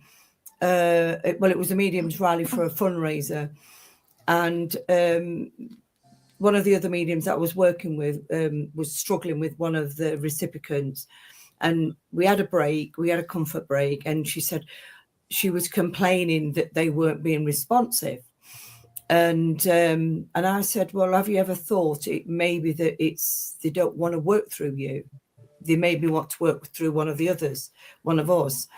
So I left it right to the end of my next stint. And the gentleman that she was trying to coax through actually came and worked through me, went to the family. This family gave absolutely every detail about his funeral, even down to the fact that there's arguments over the music. At the end of the evening, these two young ladies came, and they were the gentleman's granddaughters. And she said, "We come to thank you for the message, but we absolutely would you come down and talk to the family?" And it turned out that the gentleman had passed on the Friday. We were doing this fundraiser on the Monday night. The gentleman's funeral was taking place on the next Friday, but he'd planned his funeral down to the last detail. And the two young girls they said they were sorting out the music. He gave them permission to sort out the music, and they were arguing between themselves what to use. And so, and it also, his wife was there, and the family had said to her, "Don't go," because they were planning on coming. Then the husband falls ill and passes. And the family said, "Oh, no, don't go," And she says, "No, I need to go." And she said, I was told, they told me to come. And so the evidence that was presented, I mean, I was over the moon, but it was a first for me that he actually described everything. And the last comment he made to them was, I said, "And everybody, it will be wearing blue. Or even the flowers will be all shades of blue, were all shades of blue." And that's exactly what it asked. Blue was his absolute favorite color in any shade. And that is what they were told to wear. And she came and thanked me. She said, "We haven't had his funeral yet. We're having it on Friday." And I just thought, it's the power into it. What if it's there and it was meant to be? But the beauty about that was all the family were open to the spirit, was aware of spirit, had an understanding of life after life. So I do think that helped them as well, because they came collectively. So the energy was there in the right place for them. So you can come back, and people have come back as soon as they've crossed. Yeah. Absolutely. I mean, you And say that they've been and come back even when they're passing. you say that about flowers. I was giving a message on a Zoom meeting, and I was giving a message from a mother to a daughter, but also there was a daughter and there was a mother, a daughter and a granddaughter, and it was the grandmother stroke mother that came through. And I didn't know that she'd only just passed, and she's talking about the family, and she's talking about this, that, and the other, and all of a sudden she started talking about her funeral. And then she starts talking about the flowers. So you talking about the flowers. And I said, I feel that there's an issue over the flowers. And I said, you've been looking at purple and pink. And she says she likes the purple ones. And don't forget to serve egg sandwiches. And at the wake. And good quality ham. So this is what she's saying. So I did, and they were sort of like a bit emotional, but they sent me a message. They actually said to me after the service, and they said that they'd been umming and ahhing about the flowers, should it be purple or pink, and her favourite sandwiches were egg, and she always bought good quality ham. So that's, she was That's even very sort of, evidential, isn't she it? was Very even evidential. guiding what they were doing from about her funeral from the spirit world. Well, And we even know what kind of good quality ham Karen likes, don't we, Karen? well, now you know why I like good quality ham. Do you have anything you want to add on to that, Dawn? Or Well, I was just, it made me laugh because I was thinking of my dad when he passed, because we're understanding this process, and me and my sister both. I was with my dad when he passed, and Carolyn was actually doing a service at a local place where me and my sister go. So we decided we'll go, not expecting my dad to come through at all or anything like that, because it was only a couple of days after he'd passed. And lo and behold, who comes through first? Me dad.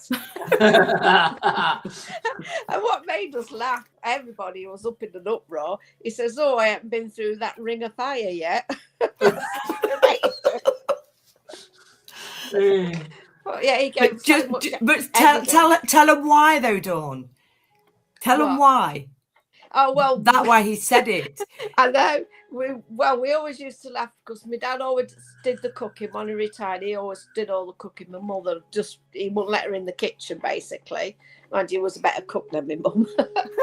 And anyway, yeah, he always used to be singing Johnny Cash songs. He'd have his little glass of whiskey and be cooking the dinners and singing away. He'd make his own words up half the time, but he always used to be singing the song Ring of Fire. So what we said was, if he had a traditional cremation, which he didn't want one, he just had that where they just take you and bring your ashes back. A direct funeral. Yeah, he was gonna, we said for a laugh, well, because my dad was a big practical joke, we're going to play that as the curtains go and the curtains shut, was going to play Johnny Cash's Ring of Fire.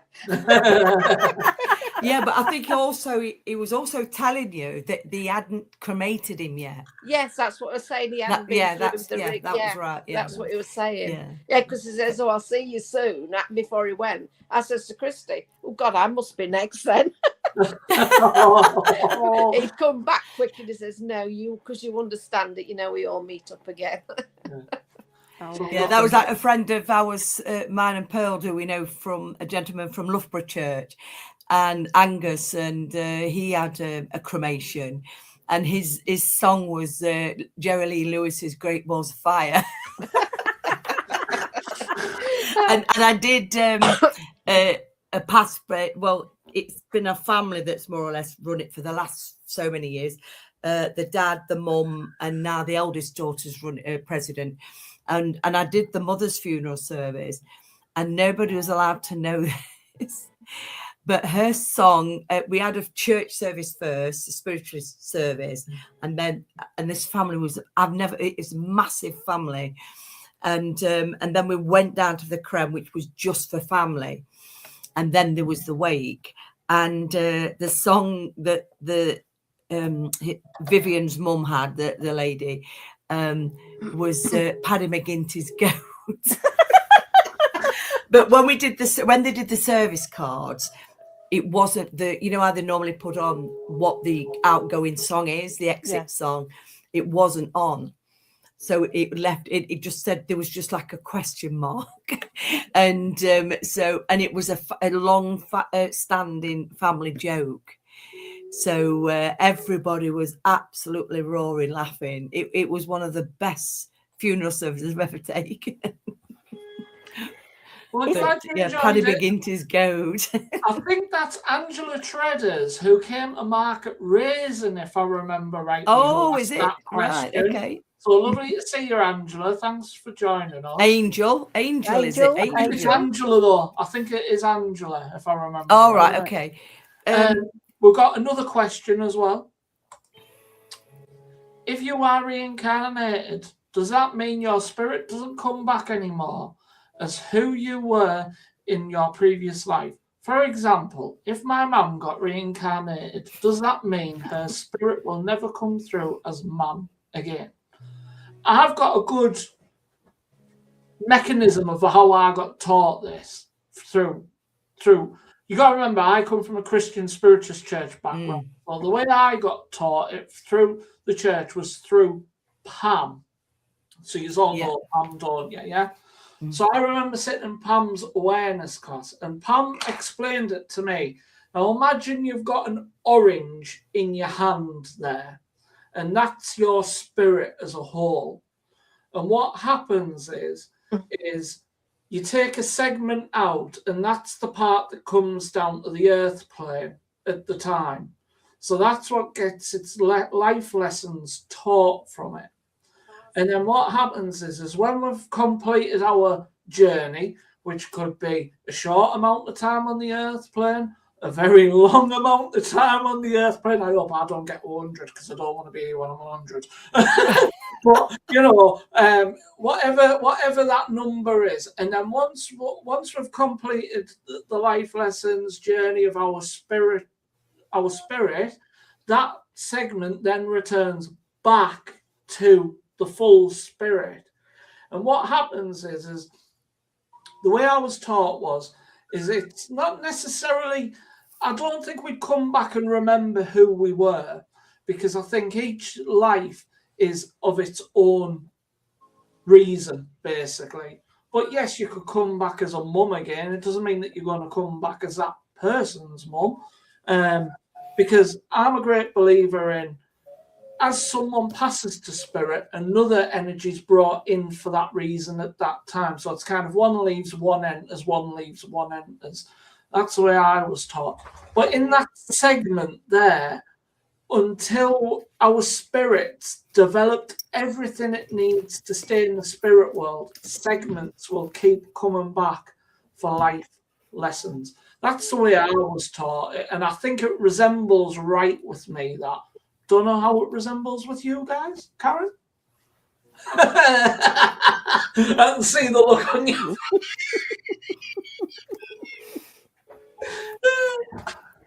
Do you know what? Different beliefs behind it. I'm going to be honest here. I'm not keen on the reincarnation question, because there's lots of things.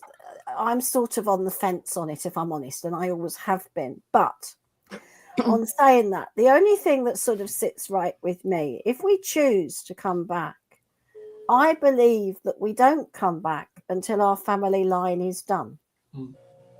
And that's and you've got to bear in mind that time is different over there, but I believe that we don't come back until our family line is done, so that we don't sort of like cross over, that's the only way and when somebody explained that to me, that sort of made sense, and that's where I sit on it. But I'm sort of like, I don't, maybe we do, maybe we don't, and we won't really know until we find out in one way. Lots of people have had experiences and they say, I was this in a previous life, and some people do regression, and that's fine. It's not a path that I've wanted to go down as of yet, but I'm not saying it won't be. I won't decide to do it. I know some people do, but at the moment, that's the way I sit. I just sit with, if we do want to come back, it doesn't happen until our family line that we know is done. You see, you want to be glad, because I've done a past life regression, okay? And you want to be glad that I'm not the person that I was. Well, that's good then. Because I was a captain of a ship and I shot women for fun. Oh, lovely. Really? So my crew decided to mutiny against me and shoot me and chuck me off board into the sea. Really? So that's what So what you're saying, Chris, is that we're your penance now. I did not say that. Yes, 3 of us. So when we see you next, you're walking the gangplank then. He's probably shot every one of us. Oh, no, don't. But yeah, so, I can see where you're going with that, Karen. Yeah, it's kind of like I've done a past life regression. I was only in my late 20s when I did that. I haven't done one since. Do you know what? It's something that I've never really thought about doing. Yeah. But then there's lots of things. I never thought I'd do trance. Well, that's now I do. So there you go. But I'm open-minded. Don't get me wrong. I'm open-minded. But I think that we've just got to focus on the life that we're living now. Yeah. Because that's all we can deal with. Yeah. That's the way I look at things. Just deal with the now, the present. Yeah. Come on then, Carolyn, give us your answer to it. Well, I'm reading back through Tracy's question.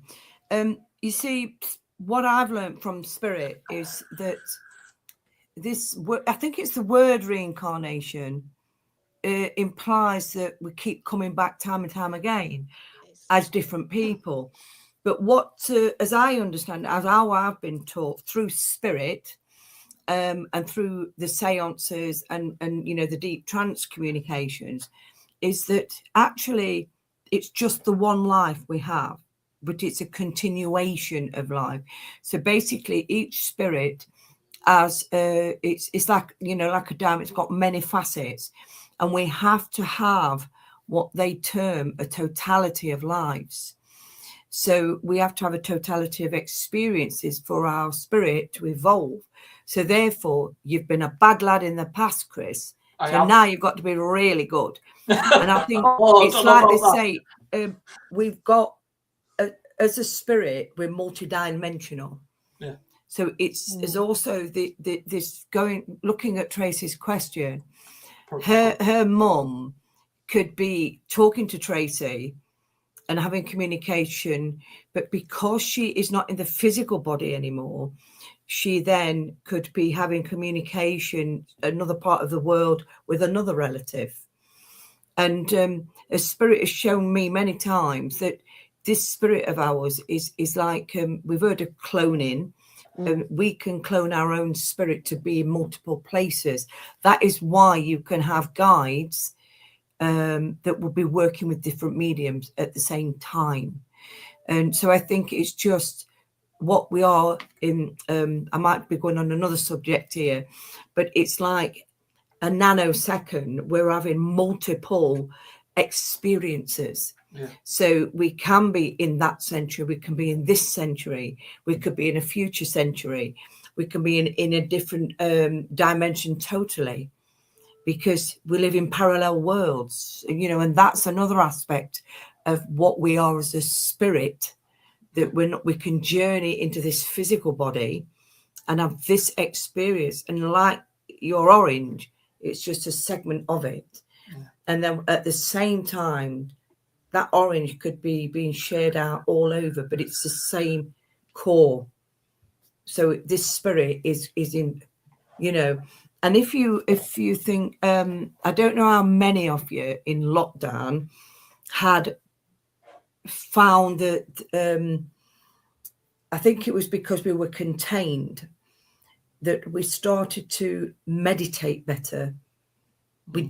I know I definitely astral traveled many times during lockdown, and I have an absolute vivid dreams that it was almost like you was in a movie, and it would go to all these places, and I thought how interesting it was that as soon as we came back into what people call normality, I think for me it was the worst thing ever, because I think it dampened the senses down.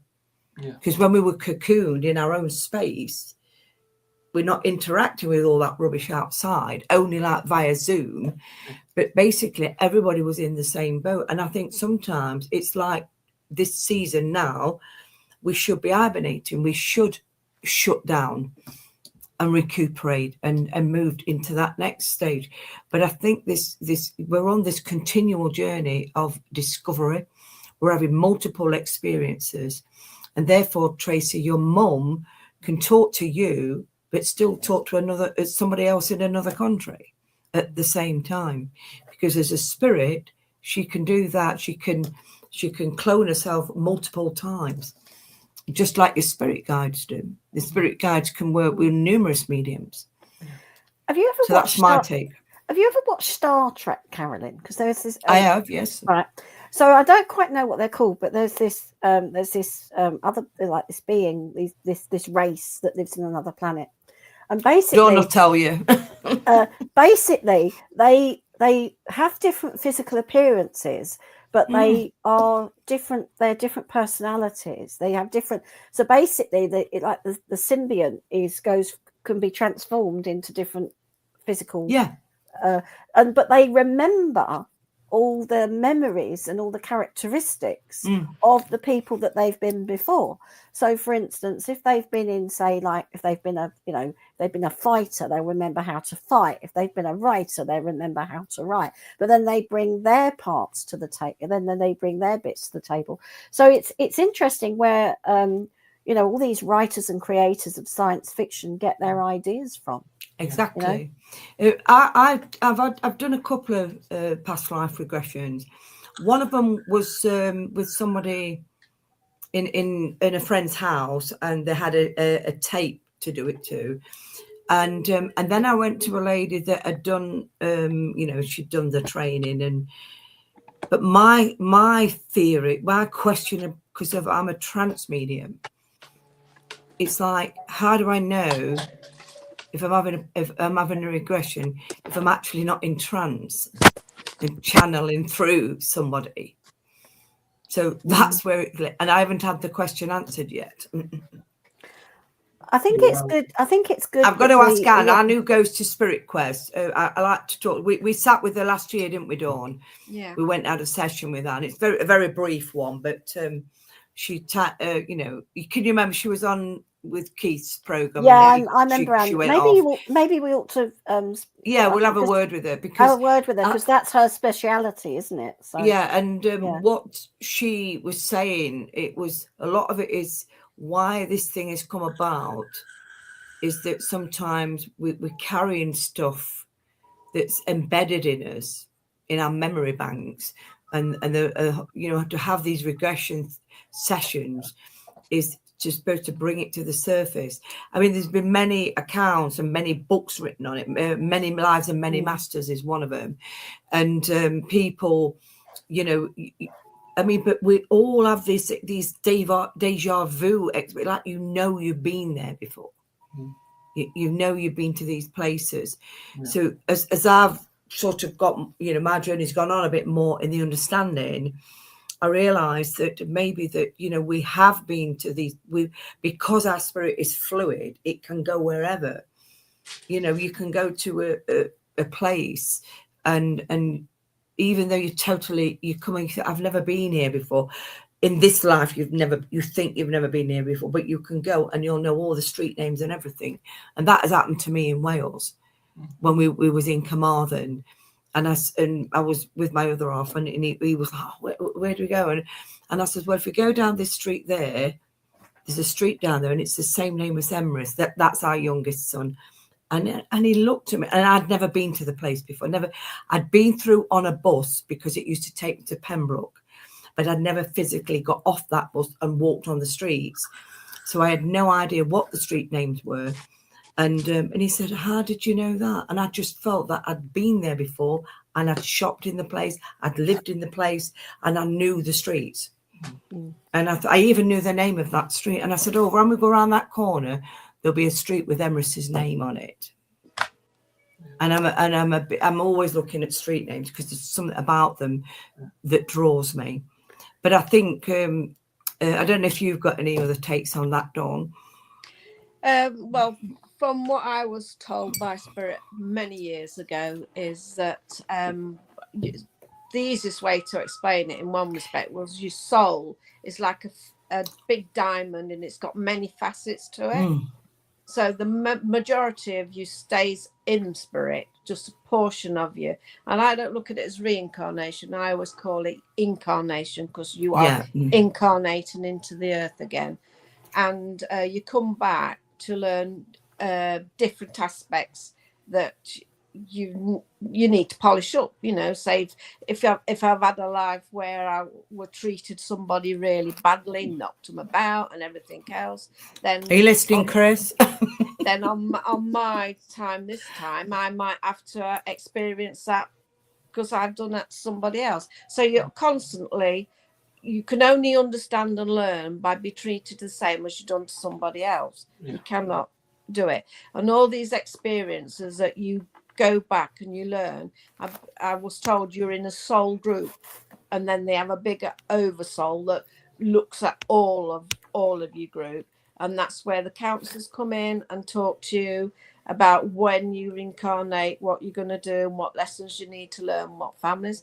And that, for the lady who asked the question, I would not say that she would never have that woman as that lady as a mother again, because if they've got issues or things that they didn't complete in this life, there's nothing to say that they will not come back in another life as mother and daughter, or the daughter could be the mother and the mother could be the daughter. So there is continuation. And also, what else was I going to say? What else was it? Something else I wanted to say. Oh God, I can't think now. It's gone. It's a complex subject, isn't it? It is. Well, that goes back, doesn't it, to the fact that, like Spirit had said to me, well, to us in seances, it's about the totality of the experiences. So for the spirit to evolve, it has to have every aspect of living. Yes. Yeah. So it has to be male, female. Yeah. Like we're seeing now, to the point that eventually the spirit is constantly evolving, purifying, and then it gets back to the original source, which is where it's then totally enlightened, because it's gone back to its source of point where it came from. Yeah. Can I just so in fact, we're going back, aren't we? We're going back to where we started. See, I've had quite a few past lives given through trance of late. Your team's given me some, Carolyn. And in each life, pardon me, most of my lives, I've been to do with healing. Sometimes maybe I'm not the healer, but I've got a child that's ill, and then I find somebody or hear somebody where I can take this child to get the help, and then I educate other people, say, oh, if you're sick, go to that person. Maybe not doing the healing, but I am directing people to the healing. And also they've given me lives where I've been a man or a woman, different lives, that I've been a monk, and I've been this and I've been that and the other. So there's lots of different things that go on. And also, whether people believe it or not, they also told me that I've lived on many other planets in the universe, but obviously not as the form you're in now, because on other planets, you're not this body, are you? You're something totally different. So, that's interesting. That's a different subject altogether. That's for another night. Sometimes when I sit I'm developing trance with Carolyn and Miss Trance Healing, people often said when I've sat, they see like alien people with me. Different subject for another night, that one. So who knows what's what, but you find out when Tracy's, you get there. I've Tracy's just got got to another question. apologise to Angel, because it is Angel, not Angela. So, hello, Angela. Hello, Angel. Even I was going to say Angela again. And then Tracy's put, and I think we'll finish on this one. I've had 2 friends pass to spirit that have woke me the night they died with different signs. I don't know why they died until I got the phone calls the day I wake. Why is it I only get spirit communication mostly when I sleep? Well, I can answer that one in one sentence for you. That's your consciousness, Tracy. That's when we're in the most still part of our consciousness, where we've got the most form of being Receptive. able to communicate with spirit. Mm. And that's why we talk about astral traveling and things like that when we sleep, to do with spirit communication and things. And you do find as well prominent things spirit want you to know about, you will get in a dream state as well. And they're the most vivid memories that you bring back when you wake up. But I'm the worst person for this, because I remember them when I wake up. Give me an hour later and ask me what it was. I don't have a blooming clue what it was. I can only remember it for that short amount of time. So I have to write them down, and that's the way I keep track of what spirit are telling me in dream state. Anyone else? Well, what I say is, if I at one time in my development, I was getting a lot of dreams and a lot of seeing things and all things like that. And this is when I was working up in London, and I needed to be up at 6 o'clock in the morning. So I used to sort of say, right, I said, if you want me to remember this, because remember, it's a two-way conversation with your team. If you want me to, now's not the time. I'm trying to get some sleep. But if you want me to remember this, let me remember it in the morning. And let me use it when it's needed. And quite often, sometimes when I've been talking in circles or when I've been doing an address, all these things that I've got come out. So, yeah, that happened a hell of a lot, especially when in my training years, you know, when I was developing, I used to get a lot. And one time I had this dream where I was listening to somebody talk on platforms. This is when I was in Circle, very new. And I was hearing this lady speak so eloquently and so strong and delivering this address. And I'm thinking, oh, that's wonderful. And I said in my dream, who's that? And who's that speaking? And then Spirit said, that's you. And that was even before I stood on a platform. Mm. Yeah. So there you go. There you go. Carolyn? Well, it was strange because I'm a bit like Tracy. I get a lot of personal things in dream state. When we was away at the bivouacs, I was dreaming about my brother Clive. When I got home, I had that letter, and we found he'd passed. Now, I had not dreamt about him for years. I mean, the last thing I said to my brother, my youngest brother, we saw him a year ago, Christmas Eve 2024, and I'd said to him that day when we was leaving, I said, we'll not know. I said, he could be dead in that flat and we would never know. And that's exactly what happened. And then we was away at Bivouac, and I got two nights I was dreaming about him. Yeah. And then when since my mum's been in the spirit world, and if there's anything to do with my Auntie Betty, which is her sister, a last surviving sibling, if anything is happening with her, I'm dreaming about my mum, and she's telling me about her sister. Yeah. So then I can guarantee the next day we've got a cousin WhatsApp page that my cousin Robert, who's a main carer, will be posting something. Yeah. And that's happened numerous times. So I'm very much like, I think what it is, Tracy, is they say that the frequency, and a lot of this happens between 2 and 3 a.m. in the morning, because the frequency of your consciousness is out of your body and it is in their frequency. And that is where the bulk of, communication takes place, because you're more receptive as well, because you're usually more relaxed at that time. Yeah.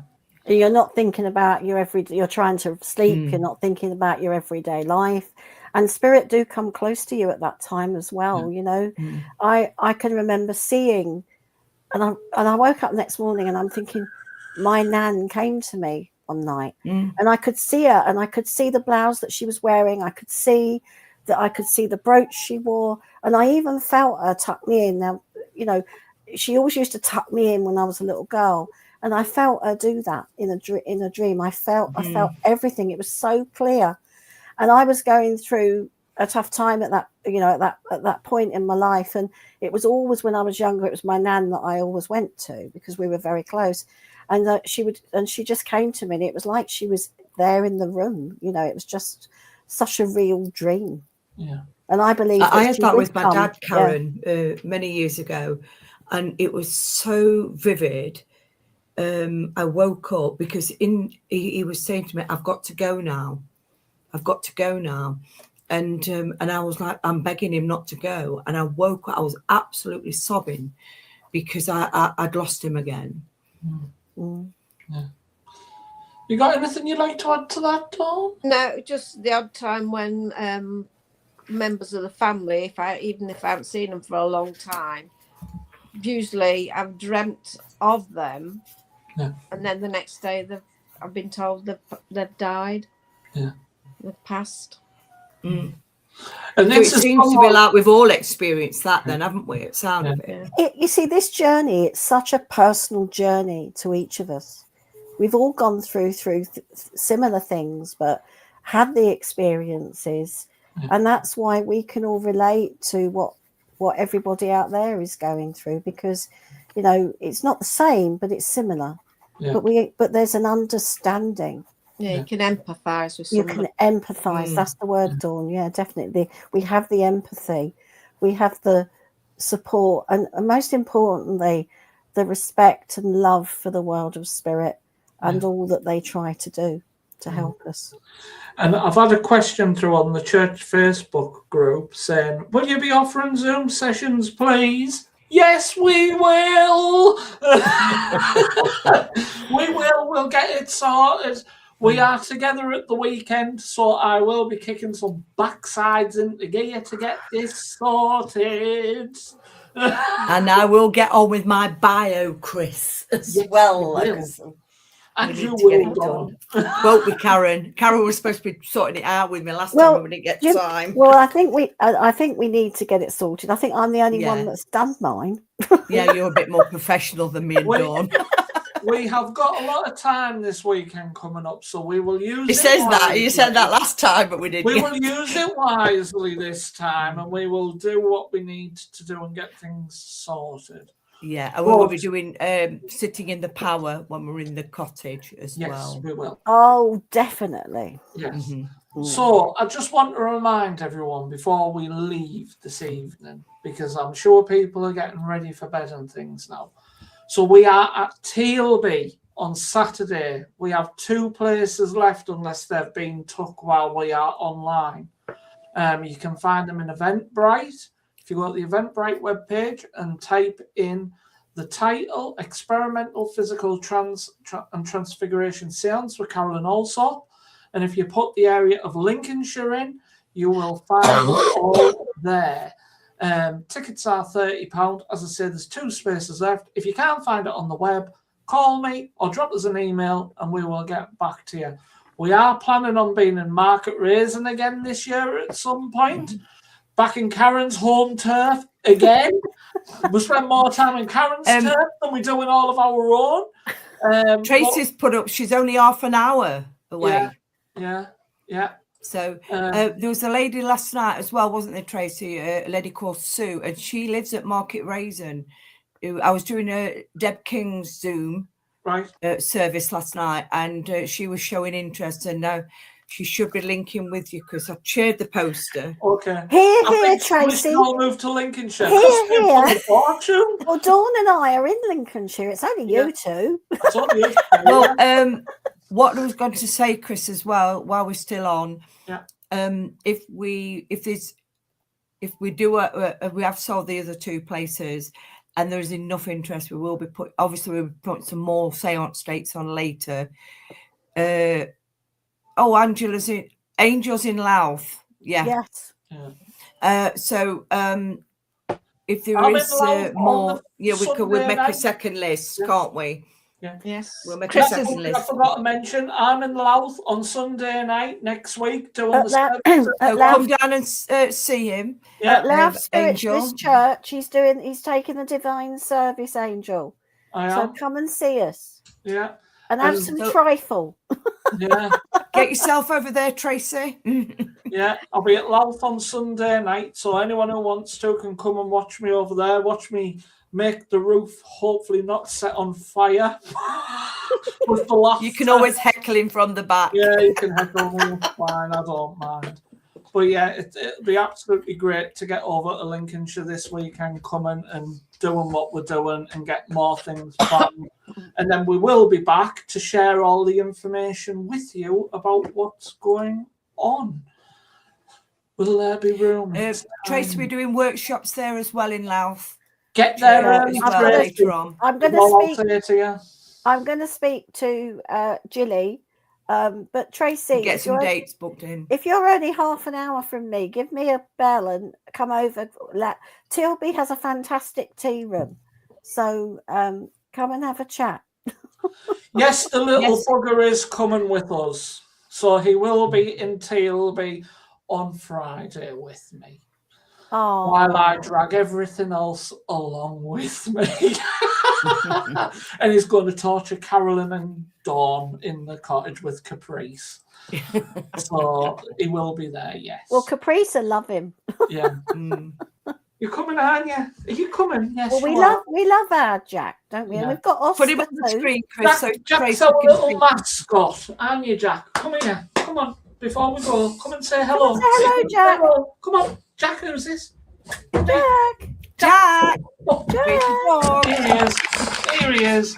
here There he He's is. got his toy. Aw. He's got his toy. He's running around like an idiot, as he always does. And we've got Oscar chops as well. Oh, yes. So we look forward to seeing you all at the weekend. Who's coming?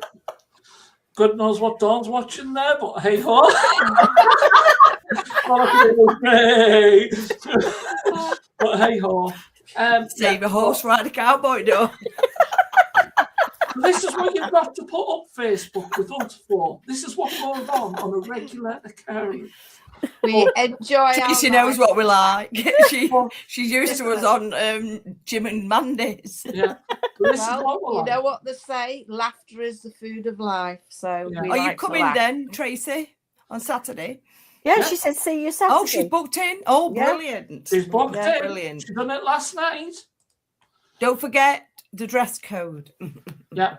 There's an Yes. email reminder. So for anyone who has booked on as well, there will be an email reminder going out on Friday night, just to remind you what the dress code is and the protocol that we're asking people to attend the seance.